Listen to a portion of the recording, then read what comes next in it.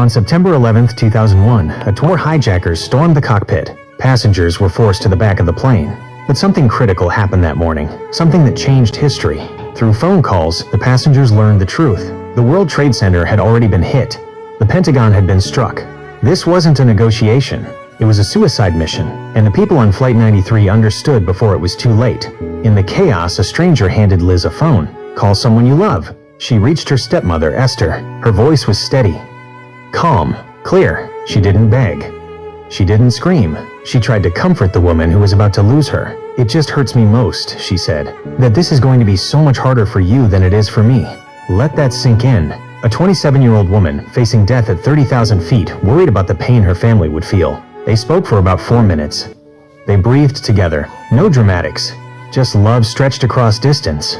Then Lizz said something else. "I'm gonna be with Grandma." Her grandmother had lived near rural Pennsylvania, not far from where the plane would crash. She couldn't have known that, but in that moment, she found comfort in the thought of reunion. At 9:57 a.m., the passengers made their decision. They were gonna fight back. Flight attendant Sandra Bradshaw called her husband and said she was boiling water to throw at the hijackers. Passenger Todd Beamer prayed the Lord's Prayer with a phone operator and said the words that would echo across a nation. "Let's roll." Lizz's final words came just before the revolt began. "They're getting ready to break into the cockpit. I have to go. I love you. Goodbye." At 10:03 a.m., Flight 93 crashed into a field near Shanksville, Pennsylvania. Investigators later concluded the hijackers were likely targeting the U.S. Capitol. Because the passengers fought back, that building still stands. Thousands of lives were spared. The 40 passengers and crew were later awarded the Congressional Gold Medal.